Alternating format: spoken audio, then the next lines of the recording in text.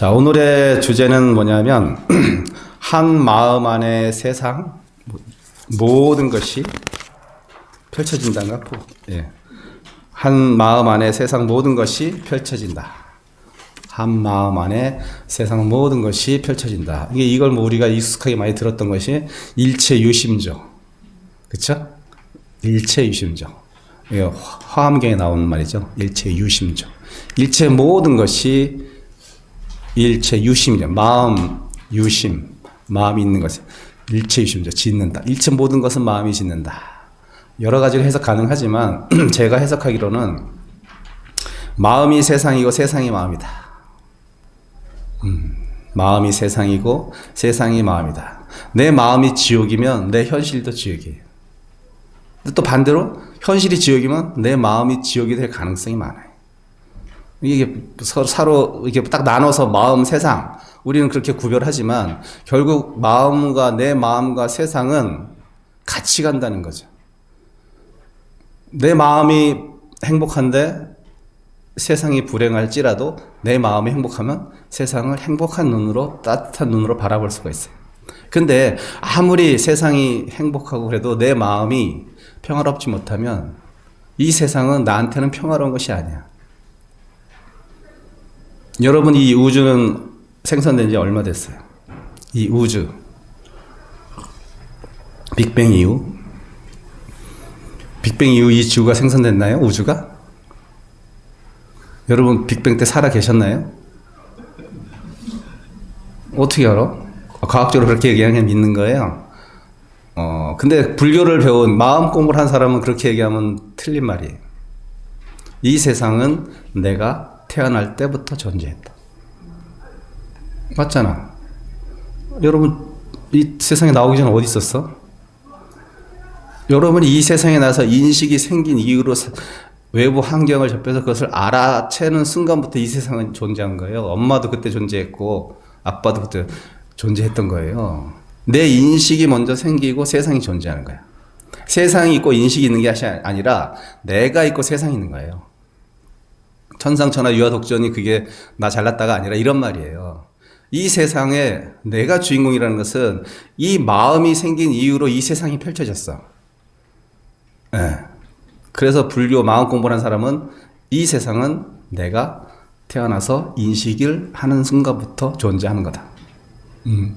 그러니까 불교는 철학적으로 얘기하면 굉장히 인식론적인 철학이에요. 네. 어떤 형이 상황을 얘기하는 것이 아니라 이 세상에 대한 얘기를 하는 거예요. 그래서 맨날 부처님은 그렇게 할 수밖에 없었죠. 왜? 그런 마음부터 얘기하니까. 그래서 한 마음 안에 모든 것이 펼쳐진다는 것은 그런 의미가 있는 거예요. 일체유심도 마찬가지고. 그와 마찬가지로 그 마음문자리를 가지고 얘기하는 것 중에 오늘 주제가 일심은 불생하여 만법은 무고하다.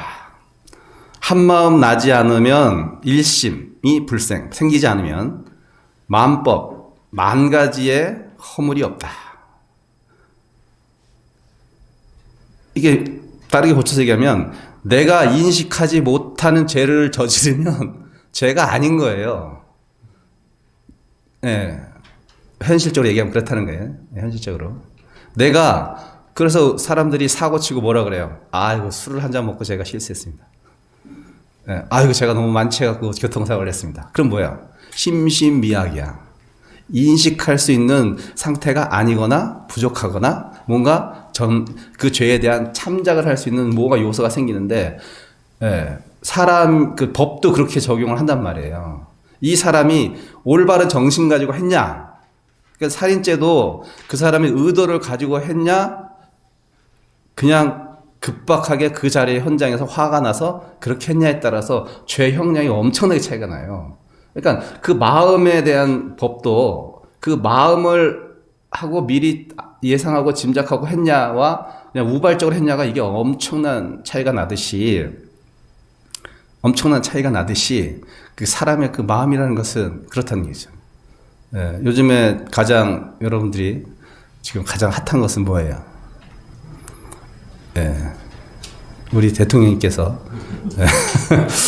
자, 이걸 갖다가 미리 했냐, 미리 다 짜맞춘 거냐, 아니면 뭐 그냥 우발적이라고 했냐, 이에 따라서 그 죄의 무게가 엄청 달라진다니까요. 사람들이 죄를 물을 때. 네. 그래서 그만큼 사람은 인식이라는 것, 알아챈다는 것, 알아볼 수 있다는 것, 그것은 죄의 경중에도 관계되지만 우리의 불교에서 말하는 것처럼 인식 이후의 세상이 있는 것이다. 네. 그럼 인식은 어디서 생기냐? 내 마음에서 생긴다. 네. 그 마음을 잘 인식하고 못하는 것은, 또는 잘 쓰느냐 못하는 것은 내가 그동안 살아왔던 경험에 의해서 또는 수련에 의해서 마음 공부에서 달라진다는 거죠. 자, 일심이 불생한다. 한 마음이 생기지 않을 수가 있나요, 여러분? 다르게 얘기하면 여러분 생각을 안 익힐 수 있어. 나 이제 생각하지 말아야지. 라고 생각이 안 일어나요? 안 일어나요? 잘 일어나죠. 제가 선방을 다니면서, 근데 그게 정확히는 모르겠지만 한 7년, 8년 정도 단위 이후로는 생각이 많이 좀 줄었는데, 그 전까지는 앉았다 하면, 아니 평소에 이렇게 돌아다닐 때는 별로 생각이 없었는데, 앉고 나면 무슨 저기 어렸을 때 모래 주워 먹었던 생각까지 이게 다 나는 거예요. 이게 생각이 막 저기, 어떤 스님들은 뭐 자기 엄마 뱃속에 있을 때 생각이 난다고 할 정도로 생각이 그렇게 끊임없이. 근데 그게 멈추질 않아. 멈출 때 딱 있더라고. 졸릴 때 앉았다 졸면 이제 약간 생각이 멈추는데, 그냥 성성할 때 그런 성성함이 아니라 이 상념들의 생각이 너무나 성성한 거예요. 우리의 생각은 생기지 않을 수가 없어요. 다 생겨요. 생기는 양상은 달라. 사람마다 경험치에서 달라지긴 하지만 어쨌든 한 마음이 일어나지 않을 수는 없어, 우리 삶 속에서.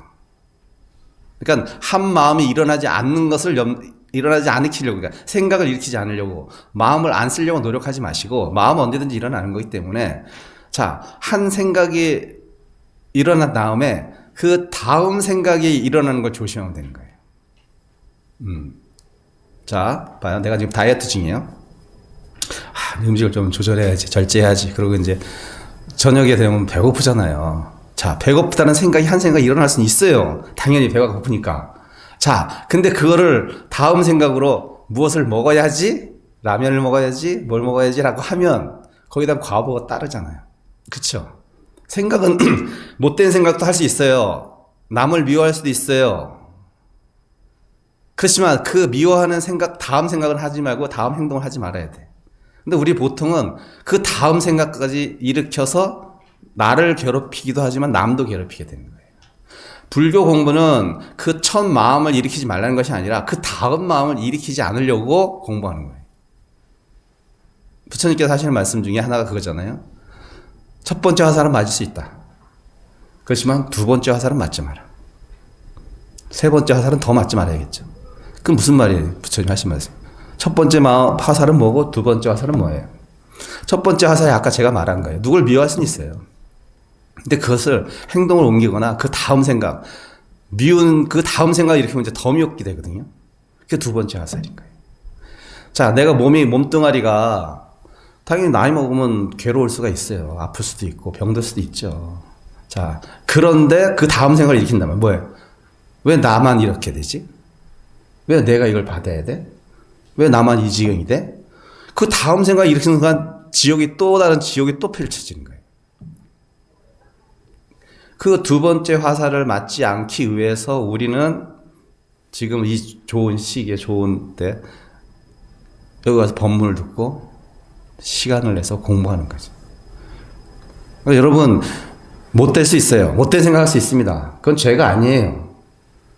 죄가 아닙니다. 그 대신 그 못된 생각을 실행하거나 그 다음 생각을 절대 일으키지 않으려고 노력하셔야 됩니다.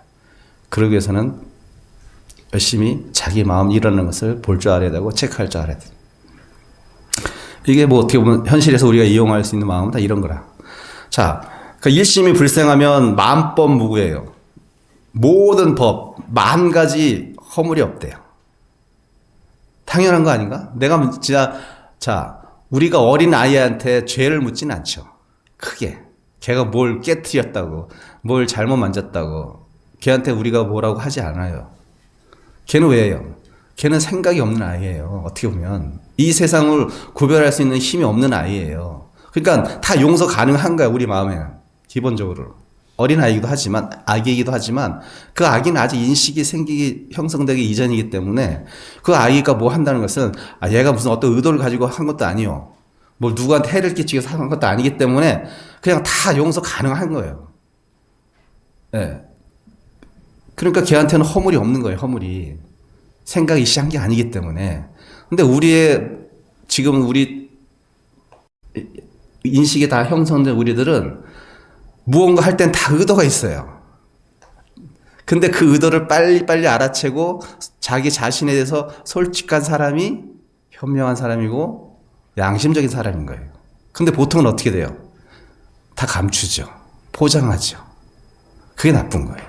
포장하고 감추고 아닌 척하고. 예. 스님은 예쁜 여자 보면 예쁘다고 해요. 당연히 예쁜 건 예쁜 거예요. 예. 그렇지만 그 예쁘기 때문에 내가 소유해야겠다, 저 사람하고 내가 친해져야겠다, 이런 생각을 안 익히려고 노력을 하죠. 때로는 일어나지만. 예. 그 스님 허물이 있는 거예요? 예를 들면 그렇다는 거예요. 그거 가지고 너무 도덕적이고 너무 종교적인 사람은 사실 조심해야 되는 거야. 그런 내가 그런 생각을 일으켰어? 그것도 죄야. 이게 뭐야? 이게 원죄설이잖아요. 이게 기독교인들이 항상 죄를 씻는 방법 중에 하나가 원죄. 너는 태어나기 전부터 너는 에덴에서 너는 사과를 먹고 죄를 저질러서 너는 원죄가 있어. 그러니까 너는 영원히 그 원죄를 씻을 수가 없어. 씻는 길은 예수 그리스도한테 귀의하는 거야. 이렇게 교리가 짜여져 있단 말이에요. 여러분 억울하지 않아요? 내가 짓지도 않는 죄를 왜 내가 받아야 돼? 조상이 잘못한 것을 왜 내가 받아야 돼? 우린 그런 얘기 안 하잖아, 불교는. 지금 여기, now, 이 순간이 영원한 것이지, 과거도 없고, 미래도 없고, 현재도 없다고 하는데, 무슨, 고래고래자에 그 에덴 동산에서 일어난 일을 왜 나보러 책임을 물어, 언제. 저는 거기에 동의할 수 없었어요. 그래서 난 이해를 못했어. 왜, 그래, 또 한 가지. 하느님은 모든 것을 다 주관하시고, 모든 것을 다 그 사람이 펼친다고 하는데, 그러면 도대체 에덴의 선악과를 먹게 하는 그 의지는 누가 준 거냐고 내가 물어봤어요. 목사한테. 목사 대답 못하지. 그리고 나중에 대답한 게 뭐라 그래요? 하느님이 99%의 능력이 있는데 1%의 너희들한테 자유의지를 줬어. 이렇게 얘기해요. 이게 좀 교묘하죠. 1%의 자유의지 가지고 선악과를 먹어서 지금까지 원죄를 갖고 태어난 거예요. 제가 기독교 교를 많이 공부한 건 아니지만, 제가 제 깜냥으로 생각하기에는 너무 납득이 안 됐으니까. 어쨌든, 사람이 마음이라는 것은 그렇게 위대하다는 거죠. 자, 그래서 만법이 무구하다는 것은 한 마음이 일어나지 않으면 여러분이 하는 모든 행위들은 사실은 면죄부가 된다는 거예요. 면죄부가 된다는 거. 쉽게 얘기하면. 허물이 없다는 것은. 자, 그리고 그 다음에 무구무법하면은 불생불심이라. 무구, 허물이 없고, 허물이 없으면 무법, 법도 없다.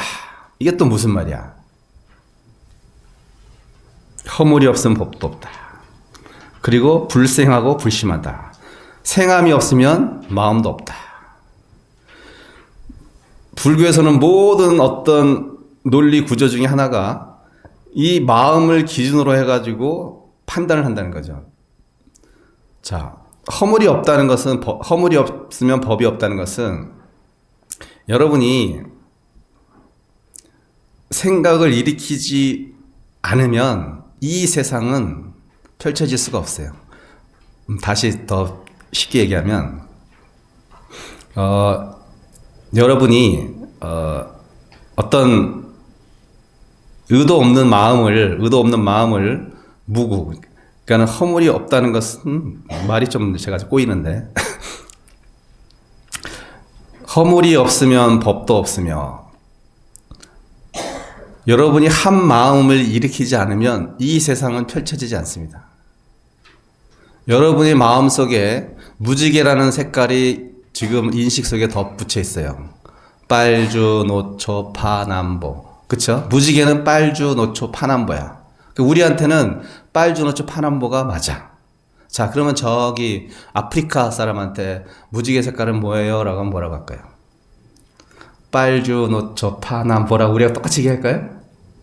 걔네는 네 가지를 얘기해요. 색깔을. 무지개라는 객관적인 어떤 사실이 있는데 우리의 인식이 우리는 어렸을 때부터 책을 통해서라든 말을 통해서라든 교육을 받았어요. 무지개는 빨주, 노초, 파남보다. 그러니까 내 마음이 빨주, 노초, 파남보로 오염이라고 표현 말이 좀 안 맞지만 오염됐다고 표현할게요. 그러니까 오염되어 있으면 내가 무지개를 볼 때마다 나는 그 무지개가 빨주, 노초, 파남보라는 세상으로 펼쳐지는 거예요. 근데 저 아프리카 사람들은 빨주, 노초만 보이는 거야. 그래서 내가 아프리카 사람의 무지개를 보면은 이 무지개가 빨주, 노초만 보이는 거야.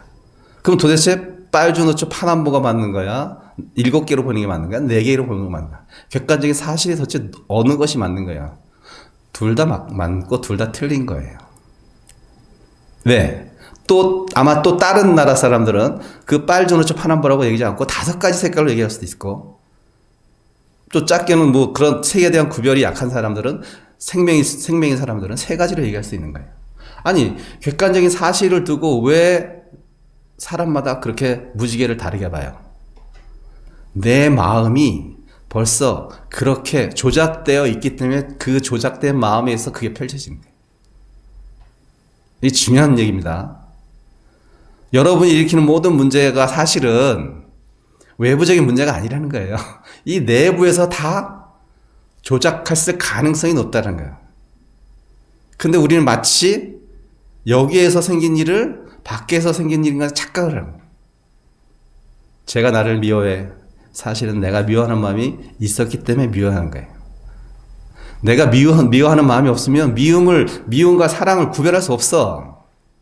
내가 미워하는 마음이 있고 사랑하는 마음이 있고 싫어하는 마음이 있기 때문에 그 싫어하는 마음이 드러난 대상이 나를 싫어하거나 싫은 행동을 했다고 생각하는 거야.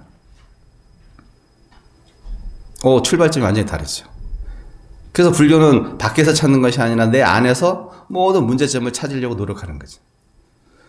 그러니 남이 어떤 내가 미워하는 감정이 먼저 내가 발생될 수는 있다고 했어요. 있어요. 딱 봤더니 이 미워하는 감정이 저 사람이 그만큼 해서가 아니라 내가 싫어하는 어떤 다른 사람이 싫어하는 면을 가지고 있었는데 그 내가 싫어하는 면을 저 사람이 현상 속에서 드러내 주기 때문에 내가 싫어하는 미워하는 짓을 하네?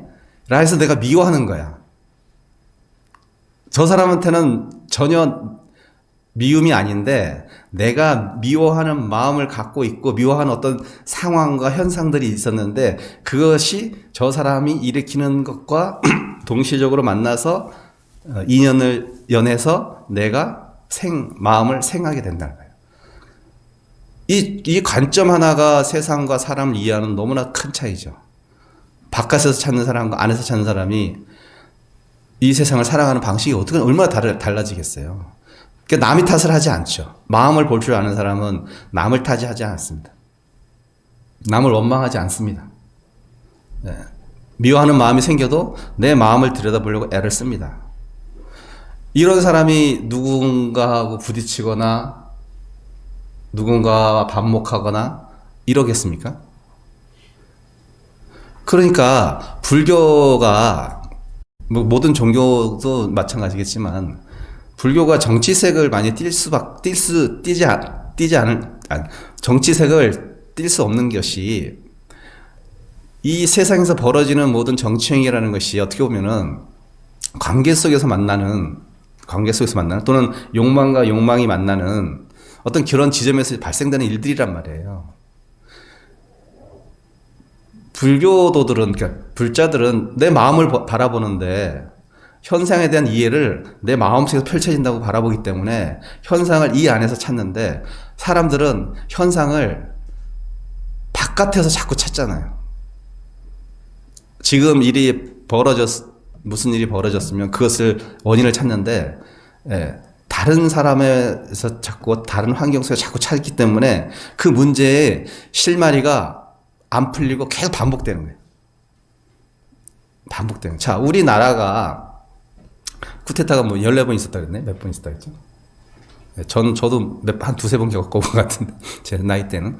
어쨌든, 이런 것이 이렇게 우리 역사 속에서 또 전혀 생각 못하게 40 몇 년 만에 발생된 것은 이게 학습이 된 거예요, 학습이. 학습이 돼서 그래요. 그러니까 역사가 왜 중요하냐면, 역사를 왜 잘 만들어가냐면, 이 역사는, 과거의 역사는 후학들한테, 후배들한테, 후손들한테 경험치를 간접적으로 준단 말이에요. 그렇죠.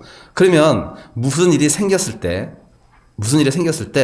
그런 교육과 역사 교육을 받던 사람들은 이것을 반복해서 그렇게 또 하려고 하는 생각을 일으킨단 말이에요.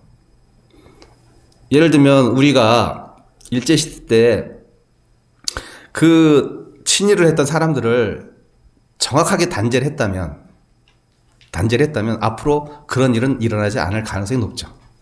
근데 그것을 제대로 과거의 일을 처리 못했기 때문에 이 현상에서 벌어지는 일이 그런 어떤 비슷한 상황이면 또 재현될 가능성이 높다는 거예요. 재현될 가능성이 높다는 거예요. 프랑스는 어떻게 했어요? 프랑스는 독일한테 부역했던 사람들을 철저히 처단했습니다. 정확한 통계는 안 나오지만 뭐 1000명이라고 하고 3000명이라고 하는데 어쨌든 정확히 역사에 단죄를 했어요. 북한도 단죄했습니다. 우리나라만 단죄가 안 됐어요. 그들이 계속 부를 누렸고 그 재산을 가지고 현대까지 이루어 왔단 말이에요. 지금에 펼쳐진 게 이 한국 사회가 이렇게 된 것은 그런 어떤 역사적인 맥락이 있고 그것을 반복해도 단죄되지 않고 계속 이어졌다는 어떤 역사 의식이 내 머릿속에 인식 속에 각인돼 있어서 지금의 대통령은 과거에 그런 일이 있었는데 그 사람들 제대로 단죄됐어요? 다 사면받았어요. 그렇죠? 죽은 사람 없어요. 한 명만 죽었지. 다 사면받았어요. 그 사람들 지금도 떵떵거리고 다 잘 살아요.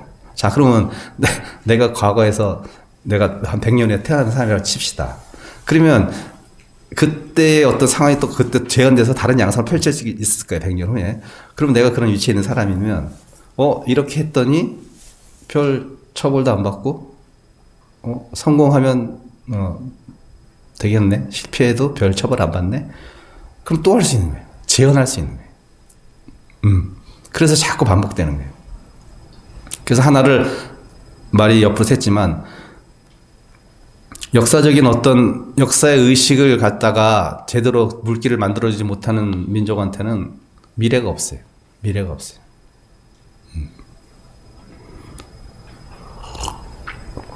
공부 얘기하다가 엉뚱한 데를 샜습니다. 자, 좀 읽어보면서 얘기할게요. 일심은 외부 경계를 대할 때나 때때로 마음속에서 대상 없이 발생되는 갖가지 상념들을 말합니다. 이 생각들은 시도 때도 없이 일어났다 사라지곤 합니다. 상념은 생기는 법도 사라지는 방법도 어떤 일정한 패턴이나 루틴 없이 생성과 소멸을 반복한다는 특징이 있습니다. 한 생각의 완전한 소멸은 존재의 사라짐과 동시적 사건이 일어납니다. 한마디로 내가 죽어야 생각이 안 나죠. 한 마음은 오염됨이 없이 발생되고 업력의 습기에 의해 펼쳐지고 그 오염도에 따라 삶의 질이 달라지게 되어 있습니다.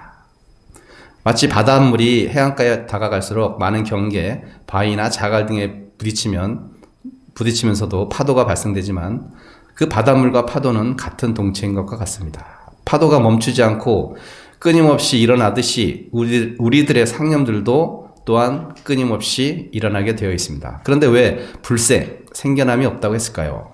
생겨남은 막을 수는 없지만 오염됨은 막을 수 있기 때문입니다. 자연적으로 일어나는 생각에 인위적인 내 생각을 보태지 않으면 됩니다. 보통 불교에서 인위적이라 함은 부정적인 요소의 냄새가 강합니다.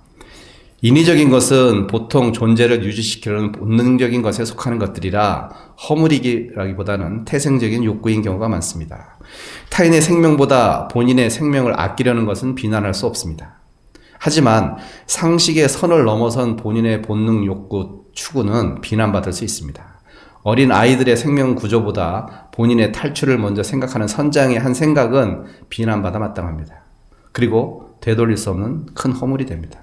예, 여러분 세월호 사건 봤죠 그때. 선장은 팬티 바람으로 애들은 지금 물속에서 지금 잠겨서 죽어가고 있는데 지 혼자 도망가겠다고 나왔잖아요. 근데 그 사람의 자기 생명을 아끼려는 것은 비난할 수가 없어요. 그건 당연히 우리의 중생이 가진 어떤 태성적인 거예요. 그걸 욕할 수는 없지만 그런 상황에서는 그렇게 하면 안 되잖아요. 그렇죠? 그런 말을 하는 거예요. 여러분들이 죄 없어요. 아무 죄 없어요. 근데 여러분이 그 죄인이 되는 순간, 죄인이라 하면 좀 그렇고, 그 마음을 잘못 쓰게 되는 것은 그 다음 어떤 상황에 맞게 마음을 써야 되는데 그 상황을 나한테만 유리하고 나한테만 셀프시하게 써버린다 하면 이 세계는 누구도 살아남지 못하는 거예요. 내가 그렇게 위험에 처할 수도 있고 남이 위험에 처할 수도 있는데 그건 나도 죽고 너도 죽는 마음을 쓰는 거죠. 그 희생이 고귀하다는 것은 그 본능적인 욕구를 누르면서 남을 위해서 희생이기 때문에 그게 위대한 거죠. 누굴 구해서 위대한 게 아니에요. 그 살고자 하는 자기의 욕망도 있을 텐데 그걸 누르고 타인의 생명을 구조해 줬다는 자체가 너무나 위대한 마음이죠. 본능을 이긴 사람이잖아요. 만법은 존재에서 표출되어 대외적으로 드러나는 상념들과 행위 모두를 말합니다. 최초의 한 생각은 허물이 아니지만 뒷생각은 허물인 경우가 대부분입니다. 그럼에도 불구하고 모든 허물의 최초 원인은 한 생각이기 때문입니다. 한 생각은 일어나지 않을 수 없기 때문에 우리들의 생각이란 늘 허물 덩어리입니다. 한 생각이 허물이 되지 않기 위해서는 마찬가지로 최초의 생각 뒤에 내 생각을 보태지 않으면 됩니다. 그러니까 두 번째 화살을 맞지 말라는 거예요. 그러면 어떻게 되냐? 그러면 그 마음이 무구, 깨끗한 거예요. 허물이 하나도 없는 거예요. 심생즉 종종 법생하고 심멸즉 간분불이하고 삼계 유심 만법 유식 심의 무법 호용별구. 이게 원효 스님이 그 해골바가지 물 드시고 한 생각 탁 깨달은 다음에 하신 개성입니다. 또 이 비슷한 내용이에요. 앞에 거하고. 자, 이 마음이 생한즉 가지가지의 법이 생겨나고 이 마음이 생한즉 가지가지의 법이 생긴대. 이 법이라는 것은 세상의 현상들이고 우리들의 마음의 조작이에요. 이 마음의 10가지의 마음을 내가 갖고 있으면 이 세상은 10가지의 마음을 가지고 펼쳐집니다. 100가지의 마음을 가지고 있으면 100가지의 마음이 세상에 펼쳐집니다. 어린아이들의 마음속에는 어린아이들의 마음의 세계가 펼쳐지는 거예요. 모든 것이 다 호기심 덩어리죠. 뜨겁다 그래도 만지고 먹지 말아 해도 먹고. 얘는 이 세상을 모두 육감으로 파악합니다. 인식으로 파악하는 게 아니라 인식이 없잖아. 크게. 정보량이 적잖아. 애들은 만지고 느끼고 이 느낌, 육감으로 애들은 세상을 접해 처음에. 그래서 다 만져보려고 하고 먹어보려고 하는 거예요. 예. 근데 우리는 그래서 얘한테 세계는 육감의 세계가 다 전부입니다. 근데 우리는 육감 이후에 마음이라는 것을 차곡차곡 하나씩 데이터가 입력하듯이 계속 입력됐어요. 그게 좋든 안 좋든 입력이 돼요. 그 입력 데이터 가지고 여러분 삶을 살아가고 있는 거예요. 그래서 입력 데이터만큼 이 세상이 펼쳐집니다. 여러분 지금 무슨 중력 얘기하면 뭐 중력 당연히 뭐 당연하다 다 받아들이시잖아요. 그 예를 들면 100년 후로 빠꾸해가지고 100년 200년 후로 빠꾸해가지고 조선시대 때 중력 얘기하면 그 사람도 무슨 말 하는 거야 도대체. 저 사람들 인식 속엔 중력이라는 게 없기 때문에 이 세상은 중력이라는 게 없는 거야. 근데 중력은 그때도 있었고 지금도 있어요. 과학적으로. 여러분한테 있고 그들한테는 없어요. 그럼 중력이 없는 거야, 있는 거예요? 이렇다는 거예요. 인식이라는 것은 그렇다는 거예요. 내가 인식하는 순간 세상이 펼쳐지는 거예요. 또 반대로 얘기하면 펼쳐짐 속에서 인식할 수 있는 것이고. 이게 계속 피드백하는 거예요, 우리는. 그래서 이 마음이 생하지. 그러니까 한 마음이 생하면 가지가지 법이 생겨나는 거예요. 세상이 펼쳐진다는 거예요. 이게 바로 이 마음이 세상에 펼치는 거예요. 자, 그리고 마음이 멸한즉 토굴과 분묘가 둘이 아니라 토굴과 분묘는 삶과 생이에요. 토굴은 사람들이 사는 살아있는 생명들이 사는 집이잖아요. 분묘는 뭐예요? 무덤이잖아요. 그러니까는 마음이 생기면 생과 사가 생기는 거예요. 생과 사가는 이 마음속에 생겨난 거예요, 사실은. 자, 삼계가 오직 이 마음이면 마음법이 모두 식일 뿐이다. 이 삼계, 내 눈앞에 펼쳐진 이 모든 것이 마음에서 펼쳐진 거라면 이 세가 모든 것은 다 내 마음이잖아. 의식이잖아. 식일 뿐이다. 생각일 뿐이다라는 거야. 그러니까 그렇게 저녁에는 달콤하게 먹었던 해골 바가지 물이 왜? 그때는 해골이라는 생각을 제가 일으키지 못했어요. 왜? 현상적으로 그거는 그냥 해골이 아니었다고 모르니까 컴컴하니까. 그러니까 인식 속에 이것이 해골물이 아니니까 먹으니까 목마르니까 너무 달콤한 거야. 아침에 일어나서 딱 해골 보는 순간 오바이트 해버리잖아요. 아니 그때는 달콤하게 먹어놓고 지금은 왜 오바이트 하냐 말이에요. 인식이 해골물은 더럽다. 해골은 부정한 거다. 더러움과 깨끗하다는 생각이 일으키니까 오바이트. 그런 생각 일으키지 않았을 때는 아무거나 먹어도 상관이 없어요. 여러분들이 인식 속에서 깨끗한 거 더러움이 없으면요 뭐 먹어도 탈 안 납니다. 근데 그것이 강하면 어떻게 돼요? 똑같이 똑같은 음식을 여름에 먹었어. 6명에서 5명이 다 식중독 걸렸는데 1명이 안 걸렸어요. 뭐 이렇게 얘기하죠 우리 보통. 저 사람은 뭐 면역력이 강해서 그럴 거야. 그럴 수도 있어요. 근데 분리적으로 이제 풀어보면 저 사람은 그런 대한 분별심이 좀 적은 사람일 수도 있는 거예요. 그러면 내 몸은 생각하면 반응합니다. 희한하죠. 내가 몰랐을 때 반응 안 해요, 이 몸이. 근데 만약에 그게 나쁘다라는 어떤 생각을 딱 그 사람한테 주어지면 그때부터 몸이 이상 반응을 일으킨다니까. 몰랐을 때는 똑같은 거 먹어도 위약 효과라는 게 바로 그거잖아요. 위약 효과가 이 사람한테 믿음을 주는 거야. 이 약을 먹으면 나을 수 있어. 이게 사기꾼들이 쓰는 수법이죠. 믿음만 줘. 근데 그 믿음 속에서 진짜 내가 믿어버리면 먹고 나.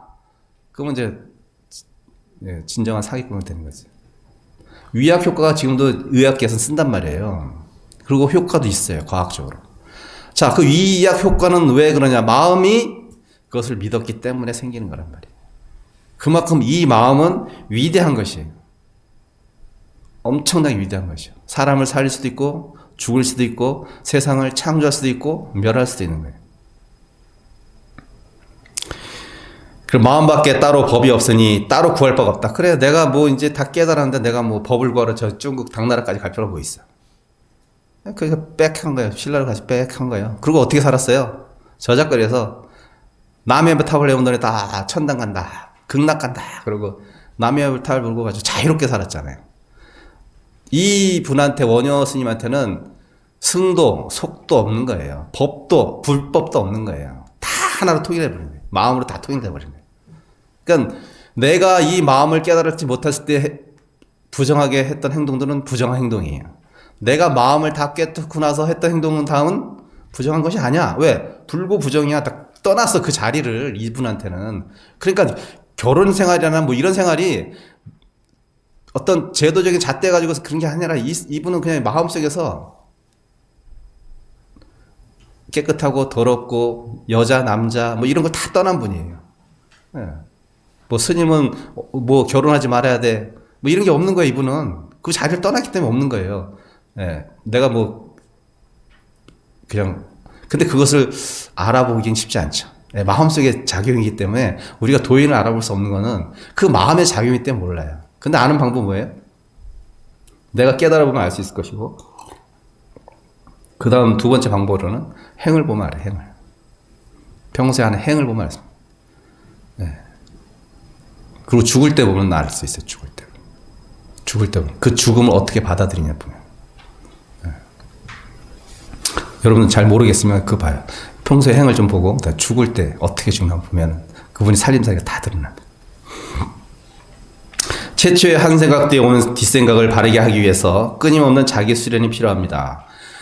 태생적인 본능을 극복해야 되는 문제이기에 그리 녹록한 문제는 아닙니다. 네, 그렇게 녹록한 문제는 아닙니다. 그렇죠.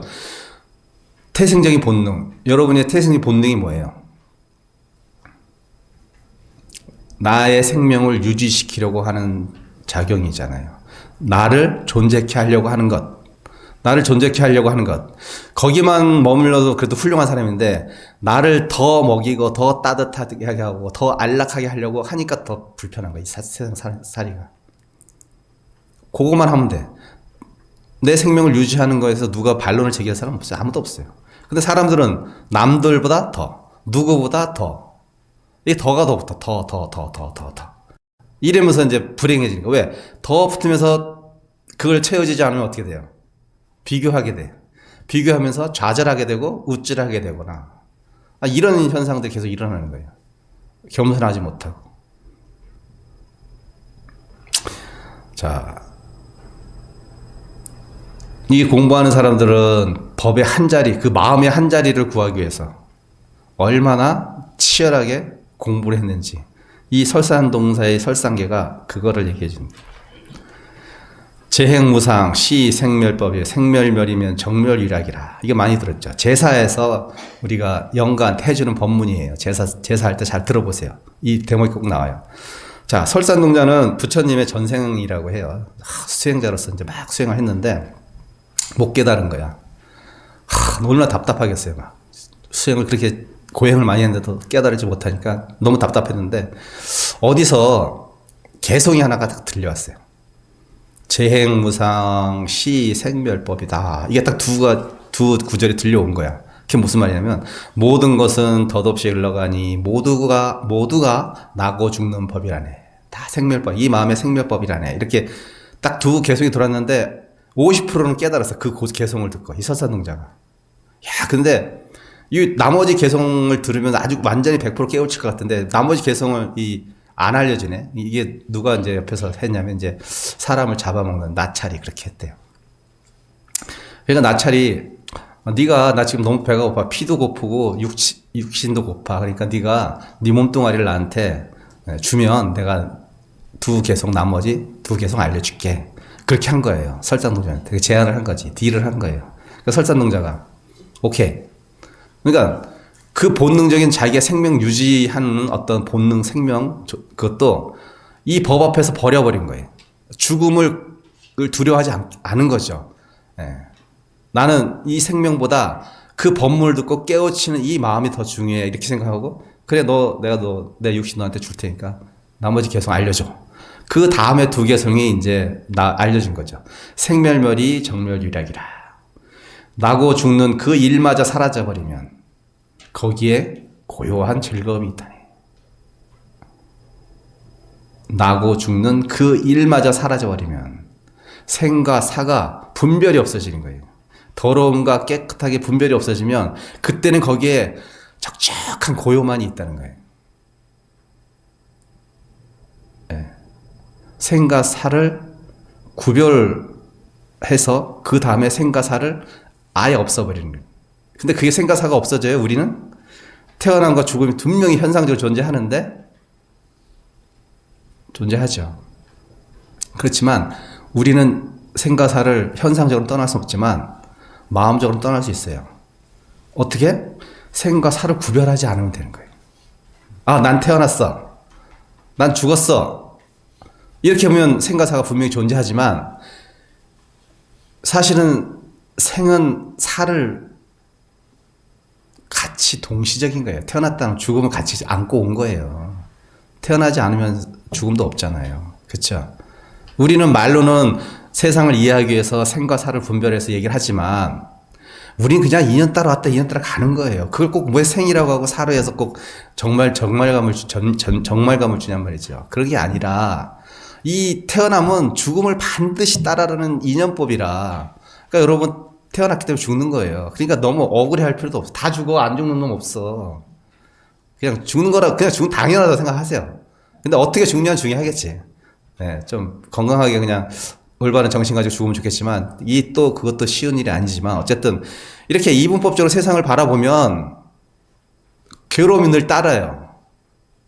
그렇죠. 그 괴로움을 없애려면 근원적인 걸 없애야 되는데 그 생각 자체를 없애버리면 되는 거예요. 낫다, 태어났다, 더럽다, 깨끗하다, 여자다, 남자다, 좋다, 나쁘다 뭐 이런 거 다 그 자리를 떠나버리면 나는 그냥 너무나 평화로운 고요한 적적한 사람이 돼버리는 거예요.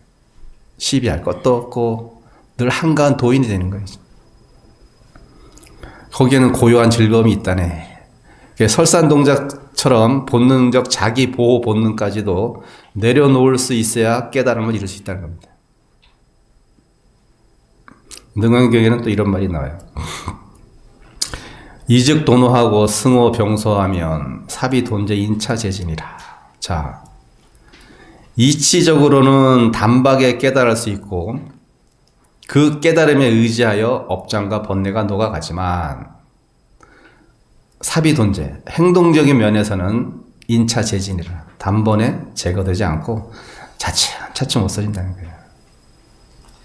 우리의 업력이라는 게 그만큼 무서워요. 우리의 생각이라는 게 내가 하지 말아야지, 그리고 안 하면 참 좋은데 결국 생각은 없어지기가 쉽지 않아요. 생각이 형성되는 시간도 길었지만 그 생각을 없애는 시간은 더 길어요. 이게 그 얘기를 하죠. 여러분 다 깨달을 수 있어요. 공부 열심히 해서 깨달을 수 있어요. 근데 더 중요한 건 뭐냐면요. 그 깨달음을 행동으로 옮기는 거예요. 근데 그 깨달음을 행동으로 옮기기 위해서는 깨달은 시간보다 2배의 시간을 더 투여해야죠. 우리의 행은 그렇게 잘 안 바뀌는 거예요. 습관이 그렇게 무서운 거예요. 우리가 이제 업력, 엄습, 여러 가지로 표현하지만 내가 습을 어떻게 가겠냐. 그 습이 뭐예요? 그 습이 생각이고 생각이 마음이에요. 반대로 얘기하면 마음이 행동이고 행동이 또 습이죠. 이게 다 맞물려서 같이 돌아가는 거예요. 행동을 마음과 분리할 수도 없고 그렇다고 하나라고 얘기해도 뭐하잖아요. 하나이면서 둘이고 둘이면서도 하나인 거예요. 근데 어떻게 보면 생각보다는 행동을 고치는 게 더 힘들어요. 그러니까 여러분 나한님들 보셨죠? 나한님들 표정이 어때요? 깨달은 아라한이잖아요. 나한정 가보셨나요? 어떻게 하고 있어요? 나한님들 다 똑같아요? 부처님처럼? 아니죠. 다 개성이 있죠. 왜 그런 거예요? 그게 이걸 얘기하는 거예요. 습이 있어가지고 습이 있어서 그 습은 못 버려. 깨우쳐도 괴각짓 하는 그것은 못 버려요. 네. 그래서 깨달은 스님들도 자기 업습대로 살아가는 거예요. 우리가 보기에는 어떻게 깨달은 사람이 저렇게 행동을 하지라고 하는데 그분은 사실은 깨달았긴 하지만 그 전생의 습이든 현생의 습이든 그 습으로 인해서 그것을 그렇게 드러내놓고 살 수밖에 없어요. 그래서 사람들은 때로는 오해하기도 하죠. 깨달은 거 맞아? 라고 오해하기도 하지만 결국 그분도 아마 당신의 단점이라는 것을 치열하게 노력하면서 없애 나갈 거라고 생각해요. 네. 그러니까 여러분이 깨달았다고 사람이 100% 순간적으로 확 바뀌는 거 아닙니다. 그 또 행동을 바꾸기 위해서는 많은 시간들. 그래서 스님들이 공부하고 나서 뭐를 해요? 보림을 하잖아요. 보림. 깨우쳤다고 바로 나와서 법문하거나 이렇게 하는 게 아니에요. 스님들, 옛날 스님들 보면 다 보림을 해요. 몇 년이고. 산속에 다시 들어가서 혼자만의 시간을 간단 말이에요. 그래서 그 깨달음이 완전히 성숙될 때까지 기다린단 말이에요. 부처님도 어떻게 했어요? 깨닫고 나서. 그 자리에서 법멸을 즐기셨다 표현한다. 법피열. 깨달음에. 그래서 계속 앉아서 일주일 동안 그 깨달음의 즐거움을 만끽하셨다고 하거든요. 네. 그래서 여러분의 지금 하고 있는 행동들이 사실은 여러분의 마음을 결정짓는 것이고, 네. 그러니까 행동 하나를 조신하다는 표현도 사실 맞지는 않지만 조신하게. 네. 왜? 이것이 결국 마음에 또 영향을 미치니까. 그래서 조심스럽게 살아가야 되는 거예요. 쉽지 않은 문제긴 하지만. 그래서 자유로운 사람들은, 이런 깨달음을 얻은 사람들은 행동은 단박에 바뀌진 않지만 차츰차츰 바뀌어 나가겠지만 단박에 바뀌지는 않고 깨달았다는 것은 분별심이 완전히 사라진 자리다. 그래서 우리가 지금 공부하는 이것이 다 뭐예요? 다 뭘 얘기하는 거야? 아까 개성들이 위에서 분별하지 마라 이 얘기를 하는 거야. 분별심을 갖지 말고 이거다 저거다 A다 B다 따지지 말고 A가 B도 될 수 있고 B도 A도 될 수 있고 C도 될 수 있다. 이런 유연한 사고를 가지라는 거예요. 네가 A, B, C를 구별하는 순간 내가 A의 성향을 갖고 있으면 B의 성향을 가진 사람하고는 안 맞게 돼요. 근데 내가 A, B, C를 다 아우르고 있다면 A도 맞출 수 있고 B도 맞출 수 있고 C도 맞출 수 있는 거예요. 깨달은 사람이라는 것은 마음이 평화로운 사람들이라는 것은 그런 어떤 분별심의 자리가 완전히 사라진 사람들 그런 사람들이야 진정으로 이 세상을 평화롭게 하기도 하지만 내 마음이 먼저 평화롭다는 거죠. 우리는 늘 고정관념에 쌓여 있습니다. 아, 스님은 이렇게 행동해야 돼? 또 스님 입장에서 여러분 신도들은 이렇게 해야 돼? 이게 맞으면서 틀린 거예요. 또 틀리면서도 맞아요. 이게 뭐라고 할 수가 있는 게 아무것도 없어요. 당연히 스님으로서 위의를 지키는 건 맞죠. 근데 위의를 안 지키는 스님들은 스님이 아니야? 수행자가 아니야? 수행을 잘 못하는 사람이야?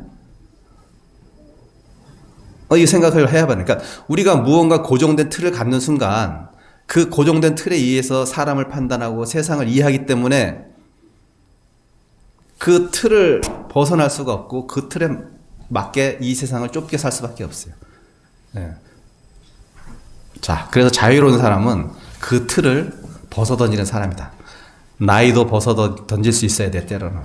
내가 어른이지만 아이처럼 놀 수 있는 사람이 될 수도 있어야 돼요. 그런 사람이야말이 진정한 자유를 누릴 수 있고 어린이라는 것을 가지고 그 어른에 대한 부정적인 요소를 남한테 비추지 않을 수 있는 거예요.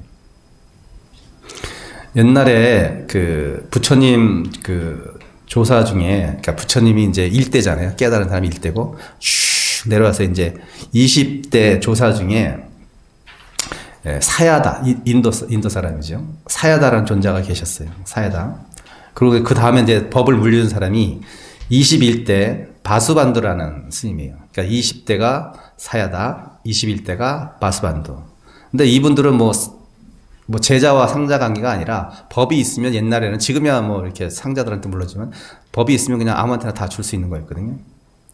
자, 근데 이 사야다 존자가 보기에 바수반두 존자는 한참 수행할 때 이렇게 보면 훌륭한 수행자이긴 하지만 무언가 틀에 잡혀 있는 수행자였어요. 그러니까 그 틀만 깨주면 깨달을 수 있는데 그 틀을 못 벗어났었어요. 그래서 그럼에도 불구하고 그분의 어떤 위의나 수행력이 너무나 훌륭했기 때문에 많은 제자들이 바수반도 밑으로 모였죠. 왜?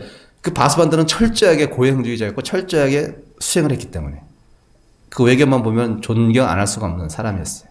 그리고 다들 깨달았다고 생각을 했죠. 근데 사야다, 진짜 완전히 깨달은 사야다가 보기에는 반은 깨닫고 반은 깨닫지 못한 사람이었어요. 그래서 이제 이렇게 얘기를 합니다. 그 제자들한테 이렇게 얘기해요. 그러니까 바수반도의 제자들한테. 자, 바수반도는 항상 한 끼만 먹고 눕지도 아니하고 장잡을 한다는 거예요. 하루 6번씩 예불을 드려. 우리 3번 하는 것도 힘들어 죽겠는데. 6번씩 예불을 드려요. 그 청정할 욕심이 없어. 이게 헐떠들 게 없어요. 헐떠들 게 없어. 자, 그 제자들한테 이렇게 얘기하는 거죠. 야, 그와 같이 두루 두타행을 실천하여 능히 청정한 범행을 닦는 것으로 불도를 얻을 수 있겠는가? 우리는 청정해야지 깨끗하다고 생각하고 불도를 얻을 수 있고 법을 깨달을 수 있다고 하잖아요. 너 왜 반대로 얘기하셔요? 그러니까 이제 제자들이 그 얘기를 질문을 받고 바수반도 제자들이 질문을 받고 이렇게 얘기합니다. 아니, 우리 스승의 정진이 이처럼 훌륭한데 어째서 안 되겠습니까? 그대들의 스승은 불도와 거리가 멀다. 한마디로 단칼에 잘라버리죠. 불도와 거리가 멀대. 그래 청정하게 수행하는데 설사 고행을 무수히 겁이 지나도록 하더라도 모두가 허망의 근본이다. 왜? 이 바수반도는 고행을 하면 내가 깨달을 수 있다고 생각해요. 그러니까 고행이라는 어떤 틀을 딱 갖고 있었던 거예요. 그럼 그 바수반도의 입장에 봤을 때 고행을 하지 않는 수행자는 어떻게 될까요? 수행자가 아닌 거예요. 틀이 있잖아요, 틀. 고행과 수행이 뭔 관계가 있어? 부처님도 고행주의 버리셨는데. 자, 존자께서는 무슨 덕행을 쌓았기에 우리의 스승을 나무랍니까? 따지는 거 제자들이. 예, 사야다한테. 그러니까 나는 이렇게 얘기해요. 여기가 대목이 아주 하이라이트입니다. 나는 불도를 구하지는 아니하지만 또한 전도되지도 않는다. 이거 중요한 거죠. 나는 불도를 구하지 않아. 그렇지만 전도된 생각을 갖지 않아. 내가 보통 사람들 그렇게 얘기하죠. 막 깨끗해지려고 노력하죠. 마음을 잘 써야지, 잘 써야지. 좋은 마음이긴 하지만 그 마음을 잘 쓴다는 거에 맥락이 있어요. 함정이 있어요. 뭐냐? 마음을 잘 쓰고 못 쓴다는 어떤 자기의 기준 잣대가 있는 거잖아요. 마음을 잘 써야지라고 생각하기 전에 내가 나를 돌아봐서 내가 지금 잘못하고 있는 건 무언가를 하지 않으면 되는데 사람들은 무언가 더 훌륭하고 좋은 일을 해야지만 된다고 생각해. 내가 지금 부족한 부분을 그러니까 내가 남한테 비난받을 여지가 있는 것, 또 남을 불행하게 할 수 있는 그 여지만 내가 사라지게 하면 내가 특별히 무엇을 훌륭하게 자선을 하지 않고 보시하지 않아도 나는 스스로 청정한데 사람들은 내가 마치 무언가를 더 해야지 하는 거죠. 내 마음의 불순함만 사라지게 하면 되는데 오히려 더 거기다가 청정한 걸 구해야지. 이게 벌써 청정한가? 이런 것이 구별돼 버리면 진짜 깨달음이 아닙니다. 또 하나, 나는 이거 사야다 존자가 얘기하는 거예요. 나는 예불은 하지 않지만 예불을 하지 않는데 스님 예불을 안 해? 이거 게으른 스님이고 이거 수행자 아니네. 보통 그렇게 생각하죠. 나는 예불을 하지 않지만 또한 가벼이 하거나 업신여기지 않는다. 그러면 예불을 잘하는 스님이 훌륭한 스님이라고 생각을 가졌다면 예불을 하지 않는 스님은 다 스님 아닌가요? 그렇게 생각하잖아요, 여러분. 이 스님이 어떻게 새벽 예불도 안 나와? 그런 이분법적 사기로 생각하는 게 아니라 그분이 마음이 어떤가를 볼 줄 알아야 돼요. 쉽진 않지만. 자, 또 나는 장자부라는 하지 않지만 또한 게으르지 않는다. 장자부라 할 것이 아니라 게으르지 않으면 돼요. 근데 우리 꼬쭉 앉아가지고 하고 24시간 이러고 있을 필요 없어. 평소에 그냥 열심히 살면 되는데 꼭 장자부라를 해야지만 내가 깨달을 수 있다. 게으르지 않으면 되는데. 또 나는 일종식은 하지 않지만 한 끼만 먹지는 않지만 세 끼 다 드시는지. 또한 나는 잡식을 하지 않는다. 나는 하루에 한 끼만 먹네 이렇게 자랑할 것이 아니라 나쁜 거 먹지 않고 잡된 거 먹지 않으면 돼요. 그냥 땡기면 드세요. 그 대신 잡식스럽게 먹지 말고. 자, 나는 만족은 알지는 못하지만 탐욕하진 않는다. 탐욕하지 않는다. 나는 만족을 사실 잘 못하는 사람인데 그렇다고 그 만족을 채우기 위해서 탐욕을 하지 않아. 마음에 바라는 바가 없는 것을 이름하여 불도라 한다. 마음에 바라는 바가 없는 것을 이름하여 불도라 한다. 바수반두가 이 말을 전해 듣고 무루의 지혜를 발하였다.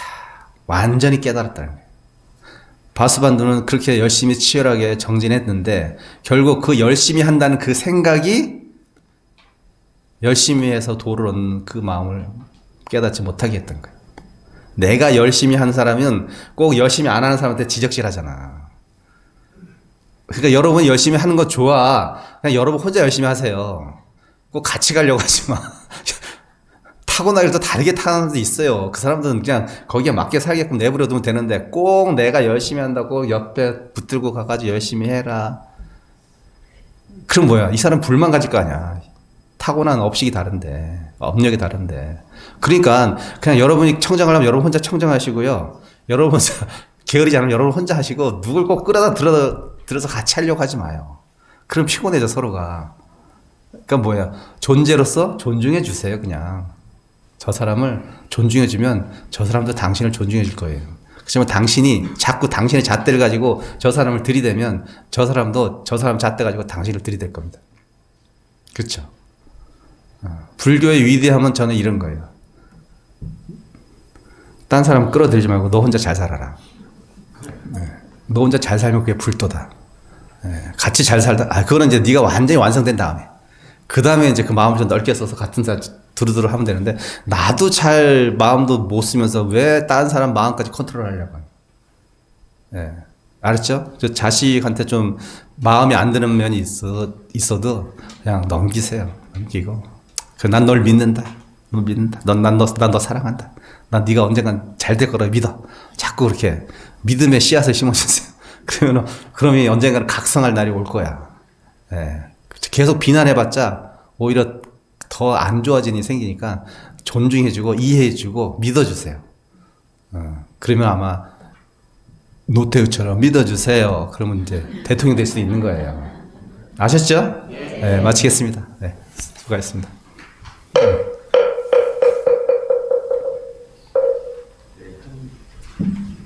한 마음 안에 세상의 모든 것이 펼쳐진다라는 주제로 아모스와 같은 큰 깨달음을 주신 석도 스님께 감사와 찬탄의 박수를 부탁드립니다. 네.